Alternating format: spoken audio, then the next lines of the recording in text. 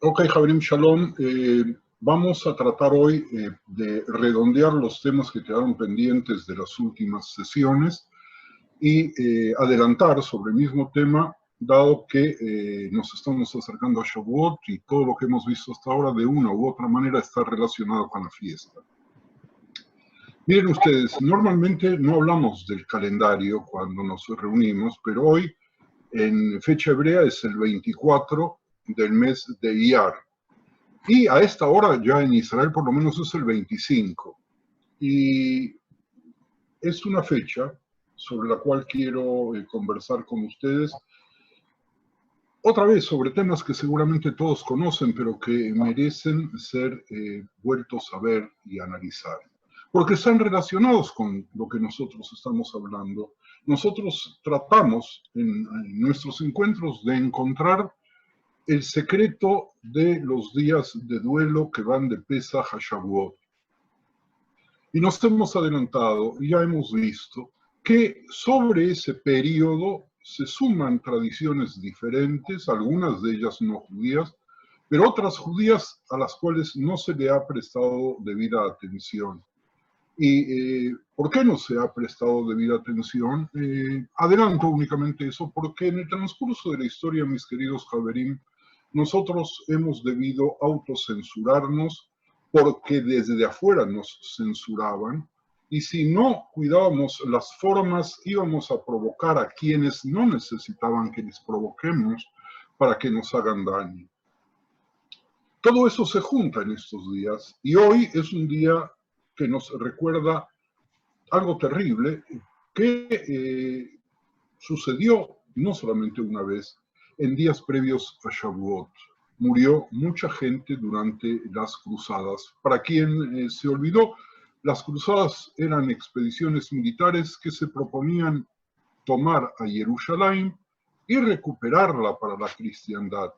Querían tomar para sí mismos los lugares sagrados que habían caído en manos de los turcos. En total, entre los años 1095 y 1291, se llevaron a cabo 8 cruzadas, algunos dicen que 9. Cada una de ellas estuvo bajo la orden entregada por el papado que en aquel entonces estaba. ¿Y cuál era el resultado? Era la persecución hacia la religión judía, hacia los cristianos contra los cristianos ortodoxos, ortodoxos rusos y ortodoxos griegos. Y aquellos que participaban en las cruzadas como soldados adquirían un voto religioso especial y se les concedía la indulgencia de sus pecados. Oigan bien, quien iba a las cruzadas como soldado, y no importa de dónde provenía, no importa qué categoría cultural o de qué estrato social salía, o de qué ideología lo empujaba para meterse en esa aventura en la cual podría perder la vida, adquiría la indulgencia por sus pecados, particularmente por los pecados que pudiera cometer durante esas cruzadas, es decir, tenía carta blanca para hacer lo que se le viniese en gana sin tener que dar cuenta a su iglesia. ¿Qué pasó? Las ciudades abrieron, es decir, ¿qué pasó con esas indulgencias y con esos permisos y con la permisibilidad de los pecados? Pues que muchos de ellos que no tenían límites rompieron toda posibilidad de límite imaginario y cometieron los actos más terribles y más atroces, particularmente contra los judíos, no solamente, que uno puede imaginar. Estaban libres de culpa, tenían garantizado por el papado que iban a quedar bien.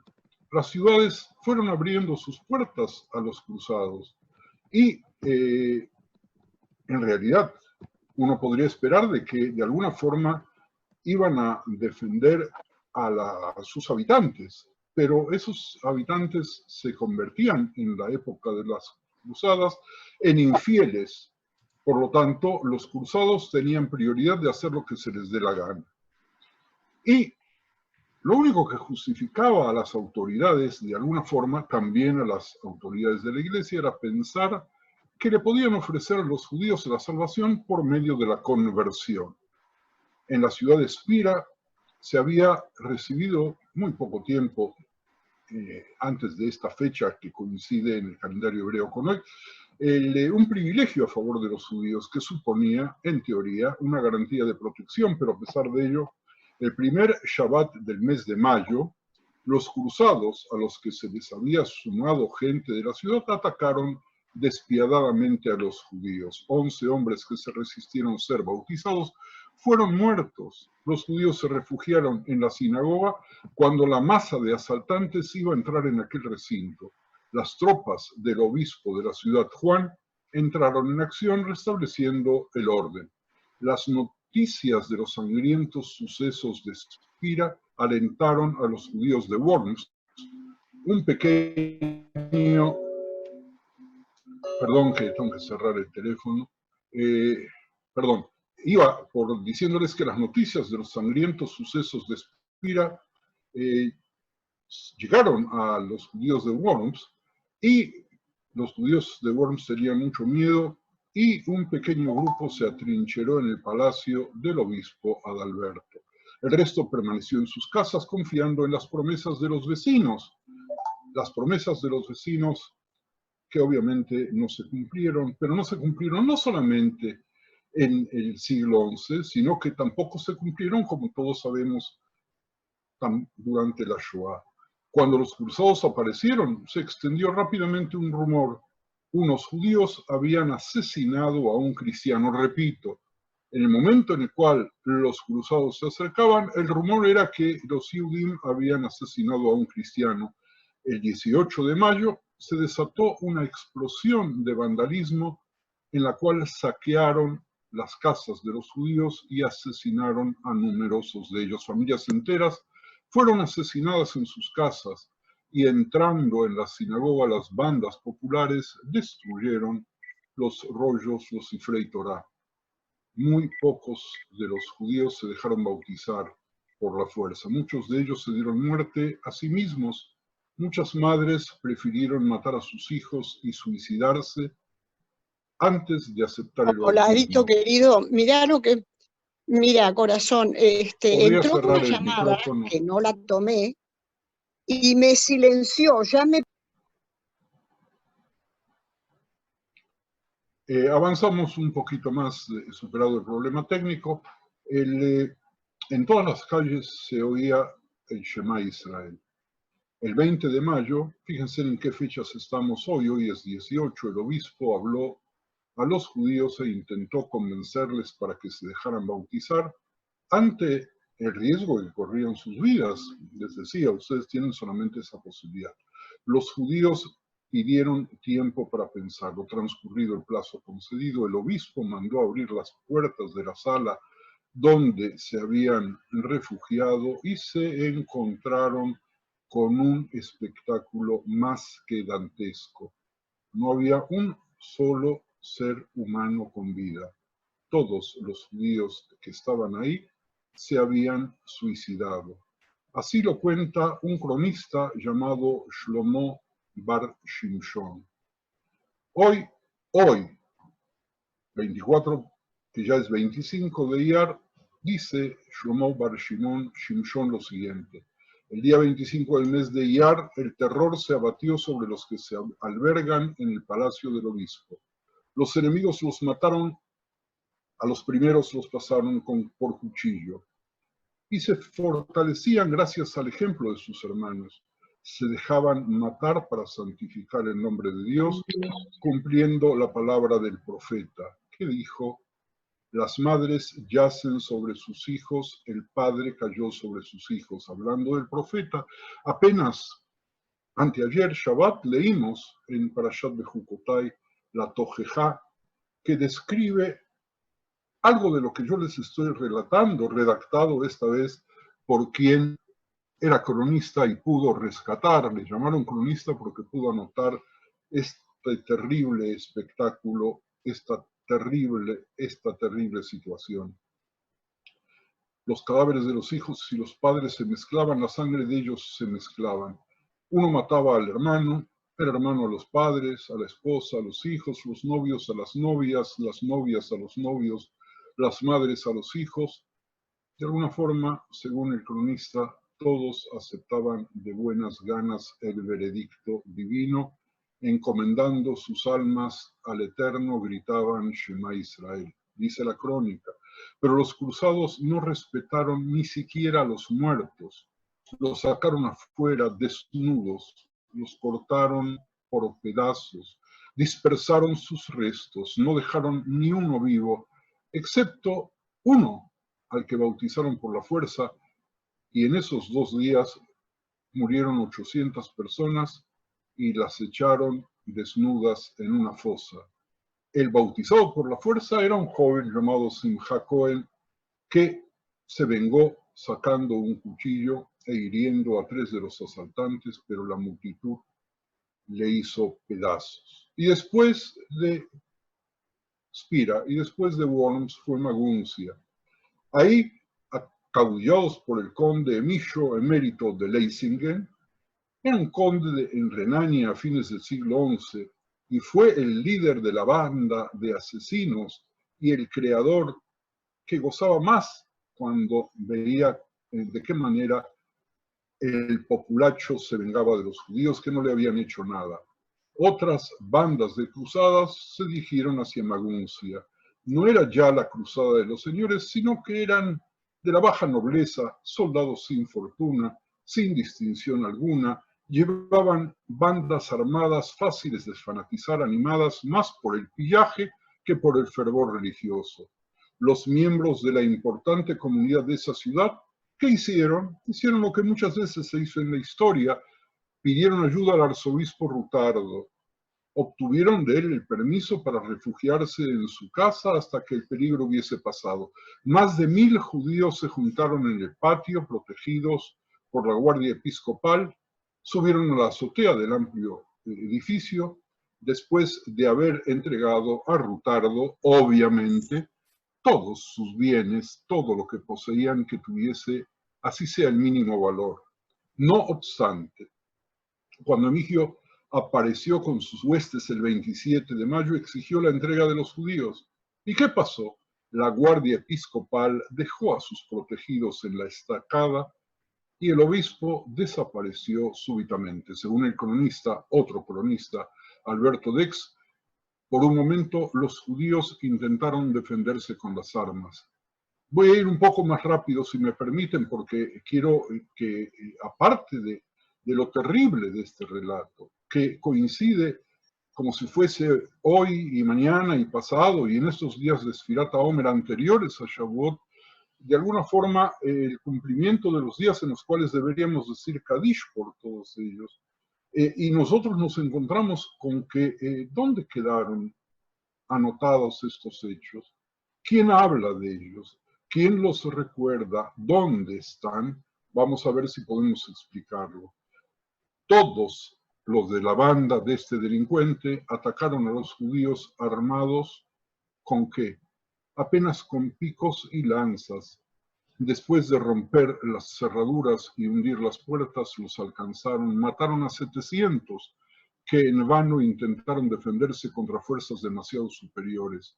Las mujeres fueron igualmente exterminadas, los jóvenes sin distinción de sexo también fueron pasados a cuchillo. Los judíos, al ver los cristianos armarse contra ellos sus hijos, sin ningún respeto por la debilidad de la edad, se armaron por su parte contra sí mismos, contra sus correligionarios, contra sus esposas, contra sus hijos, sus madres, sus hermanas, y se fueron exterminando mutuamente. Recordemos por un instante que Rambam puso límites muy claros a la muerte de Kiddush Hashem. Avanzamos. Es horrible contar esta historia. Las madres tomaban el arma y degollaban a los pequeños que amamantaban. Está escrito en el libro de Ijá, haciendo referencia a lo que sucedió después de la destrucción de Jerusalén, relatado por el Naví Yirmiyahu. Prefirieron destruirse en sus propias manos antes de sucumbir bajo los golpes de los incircuncisos. Solo un pequeño número de judíos escapó de esta cruel matanza y algunos recibieron el bautismo más por temor a la muerte que por amor a la fe cristiana. La matanza de Maguncia fue presenciada por otro cronista, Rabbi Shlomo Bar Shimon, del cual ya habíamos hablado, uno de los pocos supervivientes de la matanza, que dijo: cuando los hijos de la Sagrada Alianza vieron venir las numerosas bandas, empezaron a prepararse, armándose todos, grandes y pequeños, bajo la dirección de Calónimus ben Meshulam. Pero debido a las muchas desgracias y ayunos que habían sufrido, estos Yehudim se habían debilitado de tal forma que no podían resistir al enemigo. El día de la nueva luna de Sivan, según el cronista, Rosh Chodesh Sivan, que será el próximo domingo, llegó el conde con su gran ejército, acampó con los cruzados, con los peregrinos, con el pueblo fuera de la ciudad bajo unas tiendas, porque a su llegada le resultaba más cómodo ese método. Fue el más terrible de todos nuestros opresores. No perdonaba ni a ancianos ni a muchachas, no tenía compasión ni por el sufrimiento, ni por el dolor, ni por la debilidad, ni por la enfermedad. Se situó a la puerta de entrada del palacio episcopal para detener a los vagabundos ciudadanos y se entabló una lucha, pero no estaban en condiciones de enfrentarse con el enemigo. El patio fue asaltado. Cuando vieron que su suerte estaba echada, se animaban unos a los otros diciendo: suframos con paciencia y valor todo lo que nuestra sagrada religión haga recaer sobre nosotros, porque pronto nos darán muerte nuestros enemigos. Pero ¿qué nos importa si nuestras almas entrarán puras a la luz eterna? Bienaventurado el que sufre de buen grado la muerte por el nombre de Dios único. Entonces exclamaron, dice el cronista, todos a coro: no hay tiempo que perder, el enemigo se acerca, ofrezcamos sin demora nuestras vidas para gloria de Dios. Los ojos de los enemigos que ya habían entrado vieron el siguiente espectáculo. Los hombres piadosos, junto con el rabino, el cronista dice nuestro rabino, Yitzhak ben Moshe, estaban sentados en el centro del patio envueltos en sus mantos de oración. El Raf fue el primero en presentar su cuello. Pronto su cabeza cortada cayó al suelo. Mientras tanto, los demás permanecían sentados en el centro del patio, dispuestos a cumplir con la voluntad de su Creador. Los enemigos les atacaron con piedras, con flechas, pero no se movieron del sitio. Murieron todos, a la vista de tal carnicería. Los que se encontraban en los aposentos interiores decidieron darse muerte por su propia mano antes de ser sacrificados por los asesinos. Y otra vez el padre sacrificaba a su hijo, el hermano a la hermana. La sangre de los padres se mezclaba con los hijos, la de los hermanos con las hermanas, la de los maestros con los discípulos, los que iban a desposarse los unos con los otros, los de niño de pecho con las nodrizas. ¿Quién oyó o vio algo parecido?, pregunta el cronista. Los heridos pedían agua. ¿Y entonces qué les ofrecían? Les ofrecían agua con la condición de que fuese ese agua usada para el bautismo. Shlomo Bar Shimshon cuenta del joven que santificó el nombre de Dios e hizo lo que no había hecho el resto de la congregación. El cronista destaca la actuación de un grupo de mujeres judías refugiadas en el castillo episcopal de Maguncia, en las provincias del Rin. Fueron muertos unos 12.000 judíos desde ese mes de mayo al mes de julio del año 1096. Me detengo. Podríamos hablar de las otras cruzadas y podríamos hablar de lo que sucedió en cada uno de esos lugares. Pero quiero con vosotros hacer un breve resumen y enseguida permitiros participar si alguno de vosotros así lo deseáis. Nosotros tenemos que pensar o preguntarnos si acaso estos asesinatos de los cruzados se montaron sobre el recuerdo de la muerte de los alumnos de Rabbi Akiva para establecer un modelo de duelo que todos podamos recordar sin que la censura antes, la censura que no podía tolerar que algunos alumnos o muchos soldados de Bar Kokhba, que fueron alumnos de Rabbi Akiva, se enfrentasen con los romanos, y de pronto aparecía que ante estas cruzadas tampoco teníamos la libertad de poder condolernos y llorar. ¿Por qué? Porque de pronto Pasado un tiempo, algunos se habían dado cuenta de la calidad de esos crímenes terribles y les daba vergüencita, no podían aceptarlo como una realidad. Entonces, ¿cuál es una primera conclusión que nosotros podemos sacar? De que hay exprofeso, creado por nosotros mismos, una confusión de los hechos que se sumaron a lo largo de la historia y que en tiempos diferentes fueron tomando tonalidades diferentes para que el duelo por los crímenes sea un duelo por crímenes generales, pero los crímenes fueron desdibujados. Miren ustedes de las costumbres que había en el Homer y que tienen que ver, ustedes preguntarán después por qué, porque de pronto la gente, nuestro pueblo asociaba esos días de Homer con días de muy mala suerte.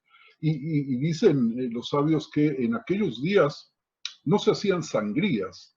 Ustedes, la mayoría de vosotros, sois demasiados jóvenes como para conocer o haber oído de la irudoterapia, que es el nombre de la técnica utilizada para curar males con los anélidos, estos parientes de lombrices tan feos, que han tenido un uso curativo desde la época de Hipócrates, que fueron utilizadas hasta el siglo XIX como remedio para todo, ya que se pensaba que no solamente al sacar la sangre de la gente le bajaban la presión, sino que también le sacaban a las personas los vapores del demonio. A pesar de los riesgos y de carecer casi siempre de efecto curativo, las sanguijuelas se seguían usando, pero no en los días de Homer. En los días de Homer, ya habíamos visto, las mujeres no trabajaban de noche. ¿Por qué no trabajaban de noche? O para recordar su valor durante la época de las cruzadas, o porque las mujeres justas fueron las que salieron a enterrar a los soldados de Rabbi Akiva, los soldados de Bar Kokhba, que el régimen romano había prohibido que se sepulten. Recuerden ustedes que una de Brajá de Birkat Hamazon, Atov Beameitif, tiene que ver con qué había pasado con los cadáveres en aquel entonces. ¿Por qué las mujeres se liberaban en los días de Homer para no trabajar en la noche? Pues elijamos nosotros la versión que querramos.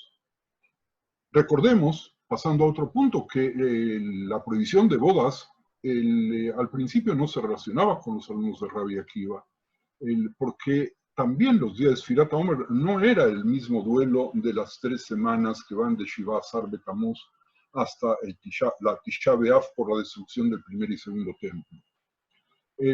Acuérdense ustedes que en el siglo XV los primeros escritores sobre la muerte de los alumnos de Rabbi Akiva plantearon que habían muerto por la peste de la difteria porque no se respetaban. No se respetaban ante qué, lo dejamos por un instante, avanzamos un poco más. En los días de Homer, sin embargo, podemos estrenar ropa nueva, pero no nos podemos cortar el pelo, pero no hay fuentes talmúdicas que hablan de eso. Recordemos también, ya lo habíamos hablado en una de las sesiones anteriores, que los días entre Pesaj y Atzeret, es decir, contra Shavuot, eran peligrosos y traían mala suerte, como las recomendaciones que tienen que ver con el mes de Av, que siempre he dicho era un mes alegre, pero que nosotros tenemos que esforzarnos en convertirlo en triste, tal como el mes de Adar es un mes muy, pero muy triste, que nosotros tenemos que esforzarnos por alegrar. ¿Y qué pasó en Adar? ¿Por qué era tan triste Adar? Porque nuestros rabinos decretaron, óiganme muy bien, Javerim, un ayuno por las peleas de los alumnos de Hillel y Shammai.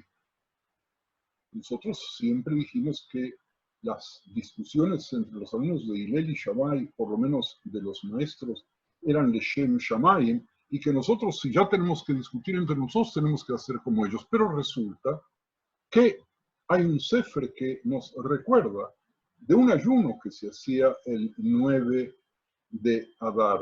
Algunos dicen el 7 es el día de la muerte y el nacimiento de Moshe Rabenu. Habíamos hablado de la costumbre de la Hebra Kadisha de hacer las seudot en esa fecha.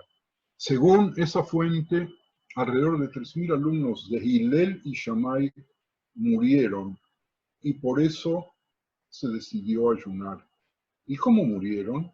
Bajo el tono de la voz, por la gran revuelta contra Roma entre los años 66 y 70, es decir, mucho antes que la muerte de los alumnos de Rabbi Akiva, porque pese a que su relación fue muy buena y sus desacuerdos tenían que ver con divisiones ideológicas, cuando esos desacuerdos se convirtieron en desacuerdos políticos entre hacer las paces con Roma, como quizás querían los alumnos de Hillel, o rebelarse contra Shammai, hay un relato que dice que de pronto fueron encerrados los alumnos de unos y otros porque tenían que decidir por mayoría, y había una manera de ganar la mayoría liquidando a quienes queríamos dejar en minoría.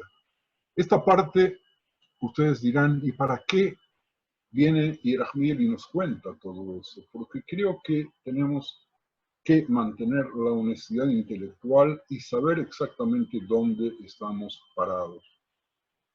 Por último, o casi por último, en este mismo tema, Javerim, les habíamos comentado que Rabbi Meir falleció en Pesach Sheni, fecha muy cercana al Lag BaOmer, 15 del mes de Iyar contra 18 del mes de Iyar, la diferencia 3-4 días. Y la muerte de Rabbi Meir fue entre la parte final de su vida, fue muy triste por muchas desgracias. Tuvo 2 hijos, recordemos que murieron a temprana edad. El relato de la Gemara es terrible. Rabbi Meir estaba en la casa de estudios un Shabbat a la hora de Minjá, la oración de la tarde, y en ese horario murieron sus hijos en su casa. Bruria, su madre, la esposa de Rabbi Meir, los tapó con una cobija. Cuando salió Shabbat, Rabbi Meir regresó del Beit HaMidrash y le preguntó a su mujer, ¿dónde están los 2 niños que salían siempre a recibirlo? Y ella contestó, fueron al Beit HaMidrash.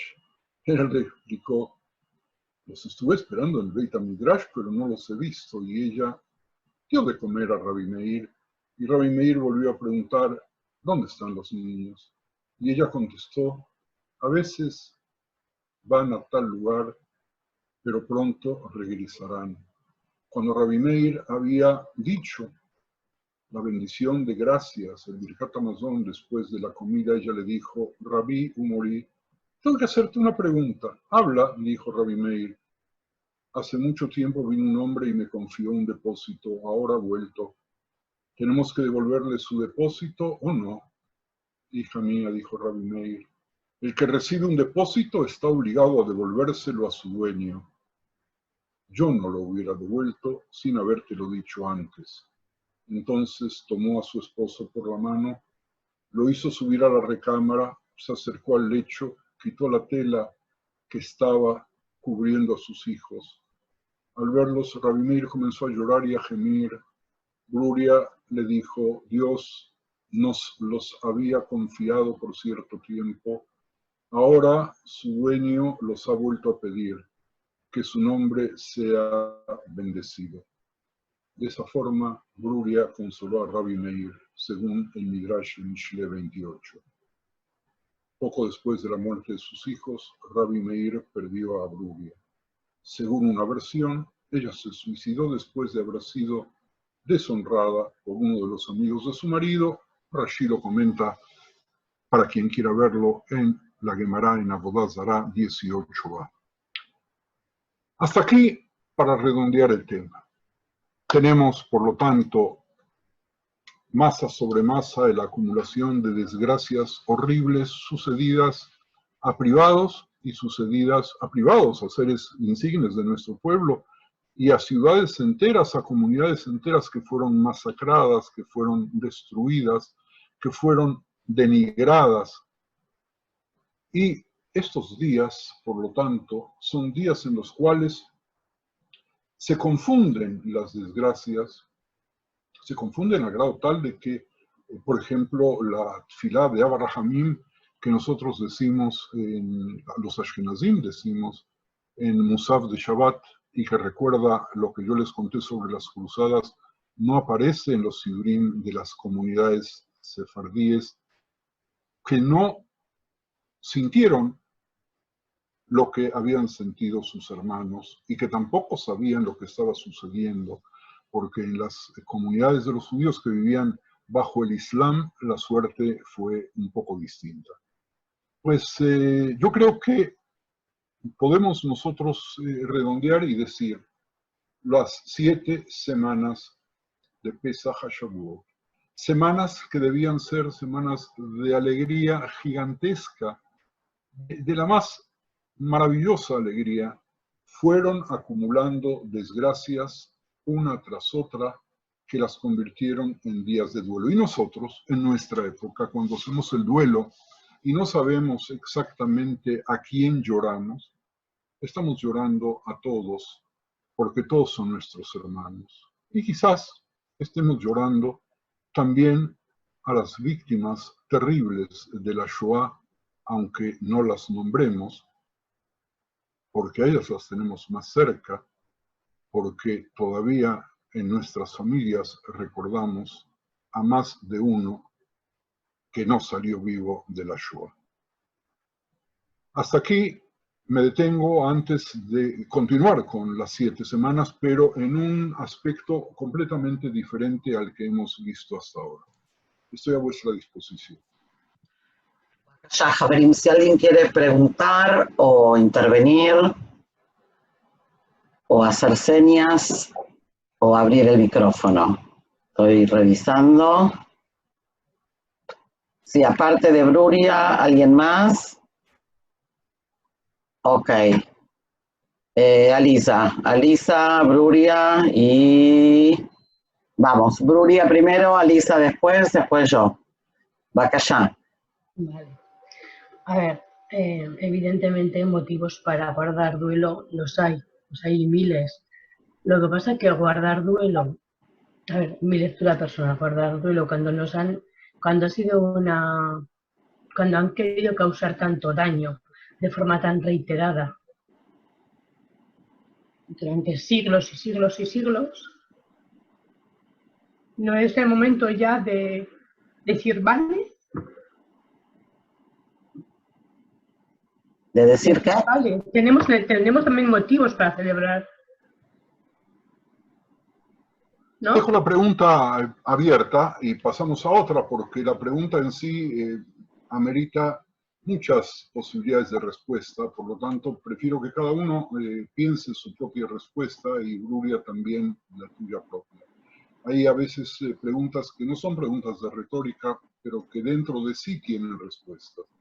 No en vano, tampoco con claridad sabemos qué pasó en Lag BaOmer, excepto que ahí ese día los alumnos de Rabbi Akiva no murieron, que de pronto los convertimos en una fiesta. No en vano convertimos en una fiesta la muerte de Rabbi Meir y esa Ilulá, parte de la cual trasladamos a la Ilulá de Shimon Bar Yochai, y la muerte de Shimon Bar Yochai, también muerte, se convierte en una boda mística que hace que la gente, incluso hace unos días, pusiese en peligro sus vidas, tratando de romper el aislamiento en Jerusalén, en Bnei Brak, gente que intentó llegar a las tumbas de Nerón.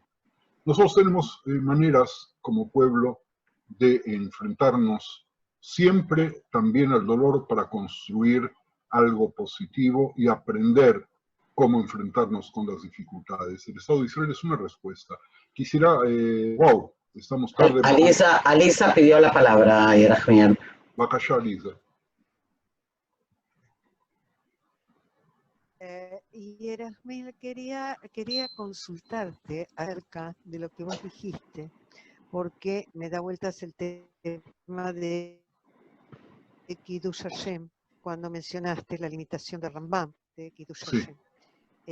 Porque por un lado está pautada y por el otro lado está limitada. Entonces, ¿cuál es esa limitación? ¿Cuándo no al Kiddush Hashem? Si la memoria no me falla, las limitaciones de Rambam, y si me falla, alguno de ustedes podrá completarla, establece que si una persona está obligada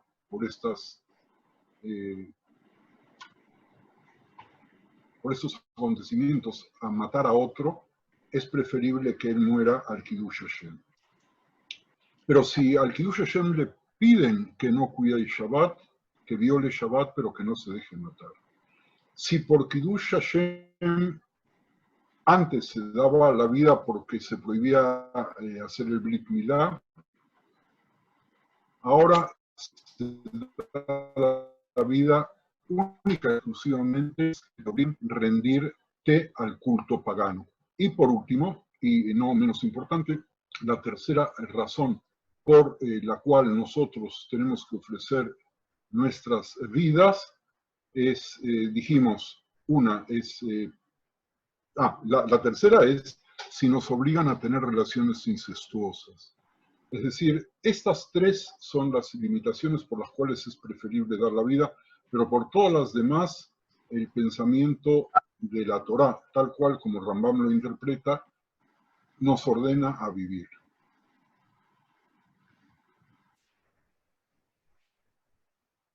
Bien, Libe, y continuamos.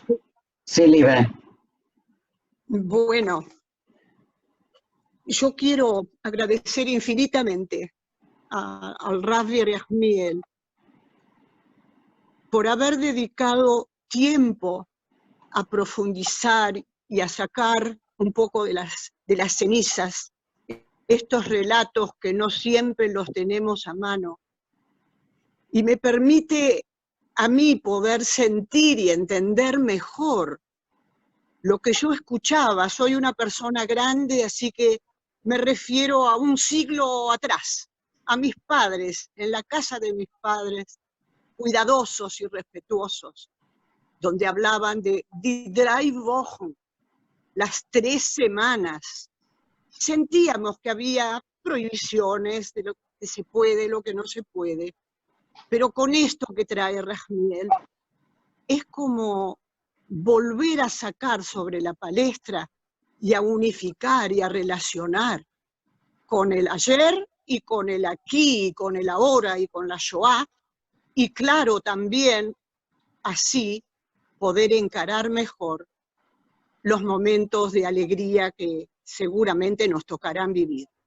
Lo felicito, Rav. Muchas, muchas gracias por su gran honestidad. Bakayan, Raf, ¿puedo hacer una...? Yo quería hacer una pregunta, si se puede, si no, vamos... Vamos. No, me quedé pensando en este fenómeno de la censura, por un lado, y por el otro, esta cosa tan como creativa, ¿no? De poner un evento sobre el otro, que lo hacemos también con Tisha B'Av, de hecho, por ejemplo. O sea, también en Tisha B'Av marcamos la destrucción de los 2 templos, pero también un montón de otras desgracias caen ahí. Entonces, estaba un poco también pensando en lo positivo de eso, que es, bueno, no vamos a estar andando de duelo todos los días. Pero por otro lado, el riesgo del olvido, ¿no? O sea, de como este desdibujamiento de por qué, ¿no? Que es un poco lo que decía Libe recién. O sea, llega un momento que si no sabemos estas historias, entonces pierde un poco el sentido. Entonces, y la pregunta del siglo XXI es, ¿sigue siendo así por censura o ahora es por otra cosa? Mi sensación es que ahora no tiene que ver con censura, sino con esta generación que no nos gusta mucho estar en contacto con estos temas tan terribles. No sé, me quedé por ese lado. Lo que tú planteas obviamente abre otra vez un abanico muy grande de posibilidades de respuestas. Hay evidentemente algo que no funciona en el sistema escolar en general. Porque la pregunta es, ¿sí qué tenemos que enseñar nosotros en las escuelas? ¿Qué enseñamos? Las escuelas judías son judías en el término más amplio del concepto judío. ¿En qué medida esto forma parte de nuestra personalidad histórica? ¿Hasta dónde tenemos que profundizar? ¿Qué pasa en los hogares? ¿Qué pasa incluso en las sinagogas cuando de pronto nuestras tfilot no tienen mucho sentido porque no entendemos lo que decimos y repetimos como loros sin profundizar? ¿Qué pasa con los rabanim que repiten y repiten y repiten las mismas interpretaciones superficiales, no solamente de la Torá y de la Gemara, no todos los rabinos, pero que los hay, que quizás en muchos países hasta son la mayoría, y que tienen adormilada a la gente, la tienen distraída, incluso en estos días de corona, hablando de que el corona es un preludio de la llegada de Mashiach, o vendiendo letras para un Sefer Torah, porque ese Sefer Torah le va a salvar la vida a quien pague, y una cantidad de cosas más. Pero tenemos un problema con esto, tenemos un problema. Yo creo que este problema también tiene que ver con la post-Shoah, que tenemos miedo de ver el dolor. Quienes vivimos en Israel, ¿qué pasó ayer? ¿Qué pasó ayer? Hace 3, 4, 5 días atrás, un chico del servicio militar en un operativo recibió un cascote, un ladrillo que le tiraron de una casa mientras estaba haciendo el operativo militar, que cayó sobre su gorra de metal y lo mató. Y bueno, la levaya, para quienes vivimos en Israel y que la pudimos ver parte en la televisión, levayas sin públicos, con muy poca gente allí, lo sepultaron. ¿Y qué pasó ayer? Ayer profanaron su tumba. Y hoy leo que la tumba fue profanada por una mujer. ¿Y qué mujer profanó la tumba? Una mujer jareidit, que seguramente está mal de la cabeza. Pero aún en la peor de las locuras, ir a profanar una tumba de un chico, de un soldado caído, sea sionista, no sea sionista, te enfrentes o no te enfrentes, significa algo contra natura, significa algo que nos desborda por donde querramos verlo. Y yo no escuché a ninguno de los rabanim de la secta de esta mujer, no escuché nada. No, sí, leí la noticia en Kikar Shabbat, por lo tanto, quien quiera corroborar lo que estoy diciendo lo puede hacer en un periódico jareidí que se publica en Israel. Pero, ¿cómo se explica? ¿Qué pasa? ¿Cómo nos relacionamos nosotros con la vida y con la muerte? ¿Cómo nos relacionamos con la vida y la muerte, con la muerte de los chicos caídos en las guerras? ¿Cómo nos relacionamos con la vida a partir que no hay en Israel ninguna sola familia que o no haya perdido a alguien en la Shoah o que no conozca por lo menos a alguien de los familiares de los 23.000 Yehudim que cayeron en las guerras por el Estado?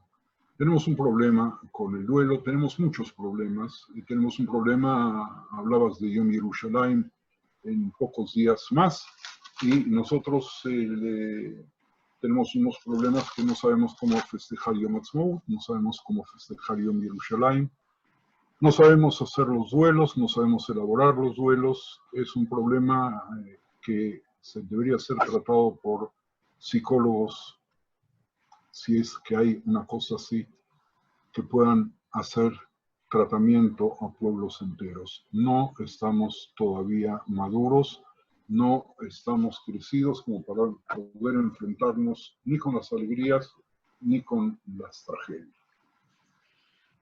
Perdón, Raf, nos hay un par de intervenciones, si me permites, ¿puede ser? Baja Sam quería aportar algo. Sam, ¿estás por ahí? Sí, buenas tardes. Con el permiso del Rav, quiero someter a su análisis dos ideas que cada vez que voy a Israel en Tisha B'Av surgen, y llegué a una conclusión que a lo mejor puede servir de media explicación a este problema que tenemos de, en realidad, aceptar nuestros duelos junto con nuestras alegrías. Entonces, yo creo que aquí hay dos dimensiones fundamentales. Una es la histórica, es decir, la que nos conecta con nuestra historia, que es imposible rechazar, puesto que nosotros, donde estemos, como estemos, somos directa o indirectamente resultado de una determinada historia. Por lo tanto, no se puede rechazar. Y la conmemoración que se puede hacer a una fecha determinada, señalada, es la que cada uno siente que puede hacer, pero es la que es, objetivamente. Formamos parte de un pueblo y ese pueblo tiene una historia. Y el lado moral, lo pedagógico de esa historia, es lo que creo que nuestros jajamim nos han llevado a considerar con esa conmemoración, ya sea triste o alegre, de tratar de entender el porqué de esa situación. Y la segunda, que para mí es la fundamental, es la que tiene que ver con, sobre todo cuando de sufrimientos se trata, con el hecho de que tanta tragedia que han asumido nuestros antepasados es la que nos ha traído hoy a donde estamos, que es una situación muchísimo mejor, muchísimo más favorable que la que podía haber hace 70 años, o 80 años, o 200 años, da igual la época, porque en todas las épocas hubieron más que fue.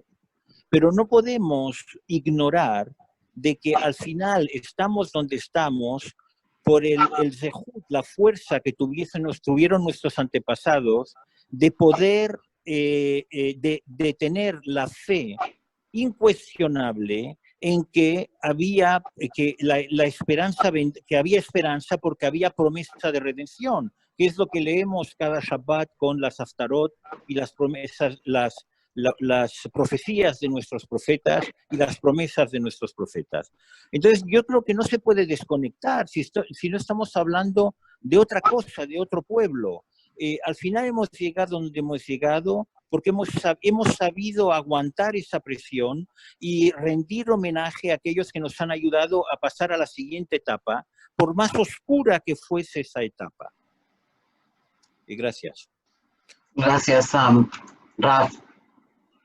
Poco tengo para comentar sobre lo que dijo Sam. Si nosotros nos quitásemos de debajo de los pies la alfombra de nuestra historia que reúne momentos de gloria, pero momentos también de glorioso sufrimiento, no seríamos los que somos.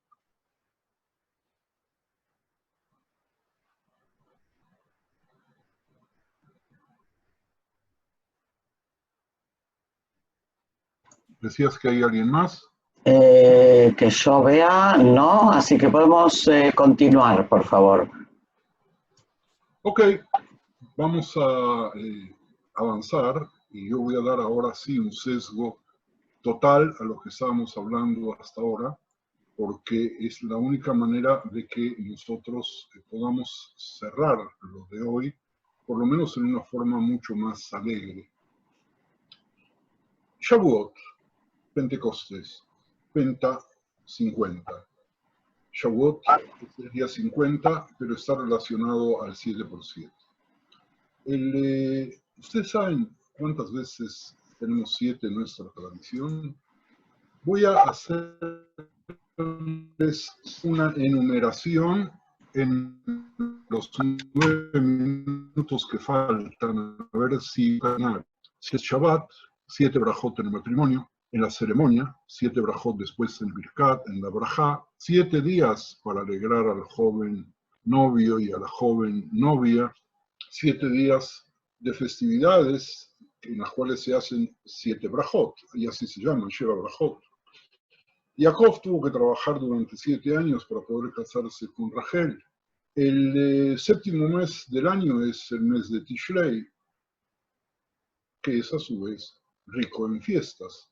Además de Rosh Hashanah y Yom Kippur, en el mes de tenemos nosotros a Sukkot, que dura en Israel 7 días, y en los 7 días de Sukkot recibimos en la Sukkah 7 Ushpizim, 7 visitas.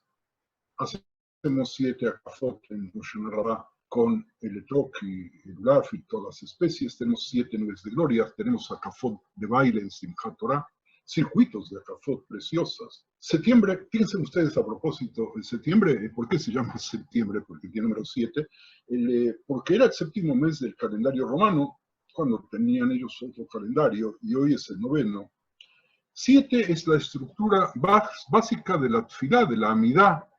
3 bendiciones de inicio, 3 bendiciones de final. En la mitad, un bloque que ahora tiene 13 bendiciones, que en días de fiesta, excepto en Rosh Hashanah, en Musaf de Rosh Hashanah, tiene una sola, por lo tanto tiene en total 7 brajot, o las 7 brajot Kein Sheva se llaman así, que nosotros decimos en la sinagoga, cuando podíamos ir a la sinagoga, cuánto echamos de menos eso, en el viernes a la noche, que se reemplaza la amidad, porque en Arbit no se, el Hazán no repite la amidad. 7 días de duelo, 7 días de luto, la Shiva. ¿Cuántas personas suben al Sefer Torah en Shabbat? 7. Cuando nos ponemos los tefilín, ¿cuántas vueltas damos al tefilín, a la retzuá sobre el brazo? 7. En la carcasa están, donde se guardan las parashiot de los tefilín, a un lado está la letra Shin con 3 ramas, y por el otro la letra Shin con 4 ramas, en total 7. La menorá tiene 7 lámparas. La tierra de Israel tiene 7 especias, trigo, cebada, uva, higo, granada, oliva, dátil. Están, si no me equivoco, en Devarim, por ahí al principio. La Shemitah, hablábamos de la lectura de la Torá, de última, de Parashat Behar, habla del Shabbatón de la tierra cada 7 años. 7 por 7 el año de Yobel, el jubileo, leímos este Shabbat. 7 semanas de la cuenta del Omer. 7 meses consecutivos en los cuales los 13 regalim caen. Ya no quiero hablar de los 7 mares, los 7 cielos, Shivat Rakia. Según el Talmud, el universo está hecho de 7 Shamaim. Shamaim, cuando yo era chico, mi maestro, que era medio tartamudo, decía Shamaim, porque allí había agua, y enumeraba, por ejemplo, que hay un cielo llamado Vilón, otro que se llama Rakia. Si tuviera tiempo, wow, les daría las fuentes. Otro que se llama Shehakim, otro que se llama Zvul, otro se llama Maón, otro se llama Mahón, otro se llama Arabot. Y el séptimo cielo, donde están los sofanim y los serafines y las hayot y el trono de Dios. 7 son las mitzvot noágidas, las mitzvot que tienen que cumplir los hijos de Noach, que son no adorar ídolos, no blasfemar, no cometer delitos de índole sexual, no robar, no asesinar, no comer carne arrancándola de un animal vivo, y por último establecer cortes de justicia para implementar el cumplimiento de dichas leyes. 7 emanaciones o sfirot. Tishrei, el séptimo mes que lucha por ver quién gana junto con Nisan el primer mes. El arco iris, que tiene 7 colores. Algunos hicieron cálculos en el pasado diciendo que Mashiach tendría que llegar en el séptimo milenio. Otros, leyendo de alguna forma el primer versículo de Bereshit, dijeron que el mundo va a durar 6 milenios y en el séptimo ya no. Pirkei Avot, por ejemplo, que es un libro que todos conocemos y que está lleno de moralejas y recomendaciones. En el capítulo 5 leemos que hay 7 rasgos que distinguen al hombre culto del hombre vasto. El culto calla delante de una persona de más saber. Se las leo porque son lindas. El culto calla delante de una persona de más saber y mayor experiencia, no interrumpe a su interlocutor, no se turba en su respuesta, pregunta y responde ordenadamente, punto por punto. Lo que no sabe dice que no sabe, y es veraz, todo lo contrario es el proceder del torpe. 7 calamidades pueden acontecer a causa de infracciones que se cometen cuando Algunos pagan impuestos y otros no. Las consecuencias de esas calamidades son el hambre y la miseria, pues unos hambrean y otros están ahí. Cuando todos dejan de pagar los impuestos, la consecuencia es una crisis general y desasosiego. Son las 9:27 en Israel.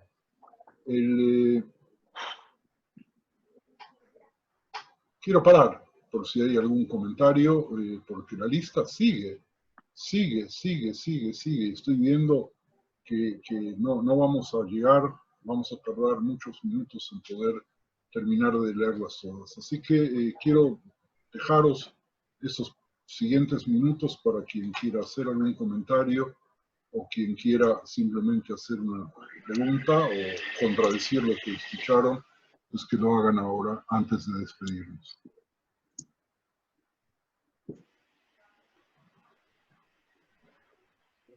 Jabrim, si alguien quiere hablar, ahora es el momento.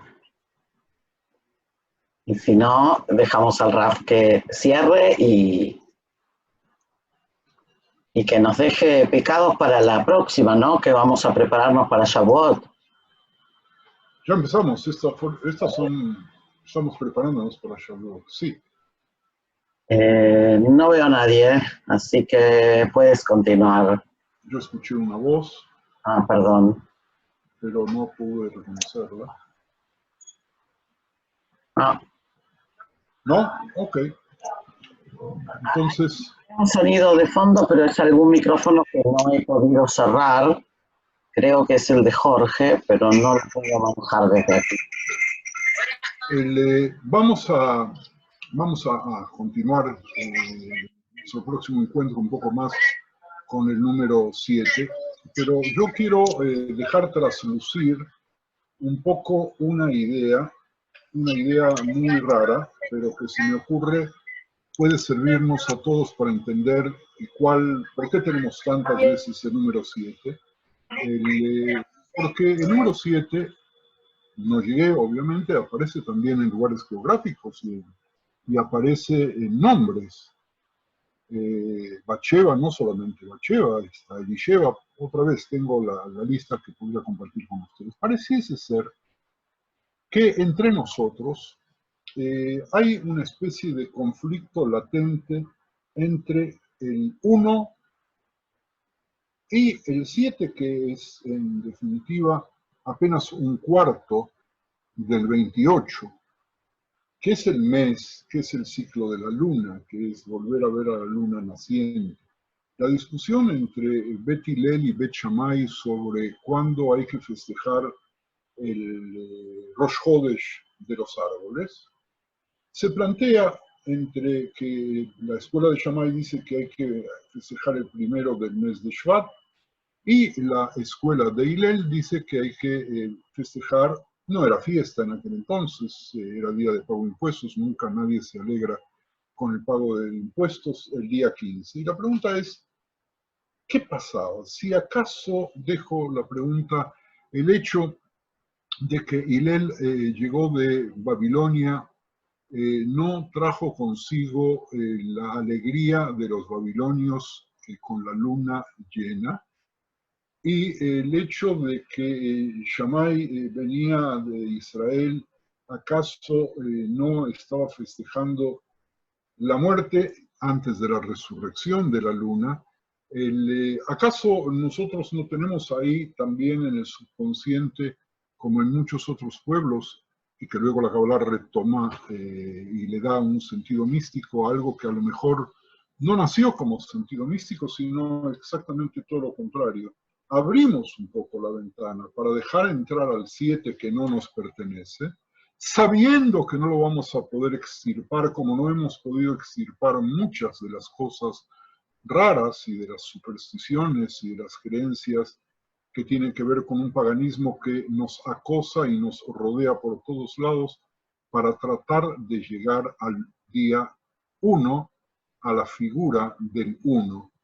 Que Shavuot se festeje el día 50 y no el 49, pese a que la Torah dice Sheva Shavuot Nimot Tiena, tiene que ver con que nosotros no queremos consagrar el 7 ni el 7 por el 7, sino que queremos consagrar los múltiplos redondos de 1, aunque el 0 del 10 vaya a saber cuándo comenzó, y decir sí, 1, 10, y nuestras propias festividades se dividen entre festividades, la mayoría que tienen que ver con el día 15, en los cuales tratamos de tener frente a nosotros a Dios uno, y aquellas poquitas, como Rosh Hashanah, que es del mes 7, pero que es únicamente el día 1 y 2, que lo convertimos 2 días en 1, porque lo que queremos es el triunfo de la unicidad y de la fe en un Dios único,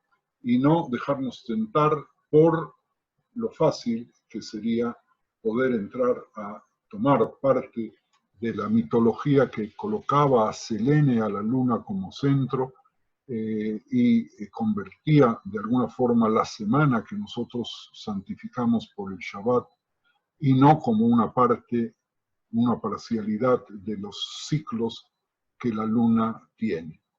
Pues creo que con este mensaje podemos despedirnos hasta la próxima. Elaine Ken, ¿algún otro comentario para finalizar? Aida, tú levantaste la mano. Vamos a finalizar contigo. Dime. Muchísimas gracias, Rav Yerahmiel. Yo es que cuando empezó a hablar del número 7, inmediatamente recordé que la Torá, al principio, en Breshit, nos hace que el número 7 sea un número significativo al crear el mundo en 6 días y el séptimo el Shabbat. Y yo creo que ya a partir de ahí el número 7 adquiere un peso muy importante. De eso no hay ninguna duda. No solamente es un día muy importante, porque además nosotros en forma revolucionaria consagramos ese día por primera vez en la historia para un día de descanso.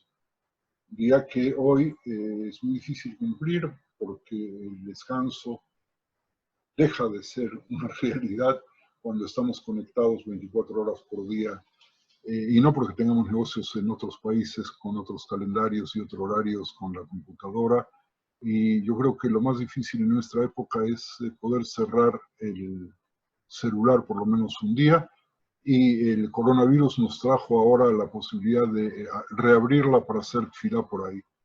Pues yo creo que sí, es obvio que va por ahí, pero yo quería más que nada que tomemos conciencia en 7 por 7, 7 semanas, 7 días de cuenta, que en total hacen 49, entre Pesaj y Shavuot, que no en vano aparece esta repetición permanente, y la ponemos al servicio, cada una de las veces que tenemos algo que tiene que ver con el 7, lo ponemos al servicio de 1. Javier, muchísimas gracias, que podamos estar sanos y vivos, que Yom Yerushalayim sea en estas circunstancias también políticas en las que atraviesa Israel, un día que podamos unirnos de adentro y de afuera y festejar el Yerushalayim Shel Mala, y tratar de ver de qué manera lo traducimos a Yerushalayim Shel Mala. Pues Javerín, nuevamente muchísimas gracias. Bueno, muchísimas gracias a todos. Gracias. Nos vemos los que mañana van al curso de historia con Alisa, nos vemos ahí, y si no, el jueves los esperamos para Yom Yerushalayim, ¿ok? Y muchísimas gracias a todos, estamos en contacto. ¿Te puede hablar? Sí. Bueno, muchísimas gracias, justo se me trabó el teléfono, tuve que cortar un minuto. Es un orgullo para mí escuchar a un amigo tan claro en lo que habla desde acá a la Argentina, especialmente estando en cuarentena. Así es. Bueno, muchísimas gracias a todos y nos vemos. Gracias, un abrazo, gracias. Gracias, Javerín. Mucha salud para todos.